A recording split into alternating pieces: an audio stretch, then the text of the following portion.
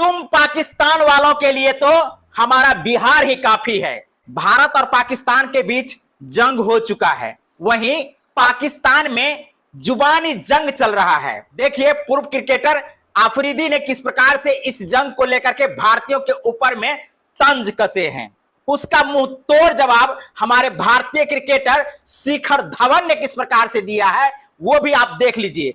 Twitter पर शाहिद अफरीदी ने tweet किया है, क्यों जनाब डर गए, आओ चाय पिलाते हैं, तुम्हारे बस की बात नहीं। ये जो ट्वीट है, इस ट्वीट के जवाब में हमारे शिखर धवन भाई ने किस प्रकार से करारा जवाब दिया है, इसको सुनिएगा ना तो आप भी कहिएगा कि वाह, धवन जहां क्रिकेट के क्षेत्र में छक्का लगाते थे, आज जो है सो जुबानी जंग में भी छक्का लगा दिए हैं। उनका कहना है कि तुम पाकिस्तान वालों के लिए तो हमारा बिहार ही काफी है। समझ गए ना अफरीदी जी, कह दीजिए ना एक बार, जंग लड़ लेने के लिए बिहार सही में काफी है। पाकिस्तान के लिए एक एक बिहारी खड़े हो जाएंगे ना तो पाकिस्तान का जो है सो चिथरा चिथरा उड़ जाएगा। समझ गए?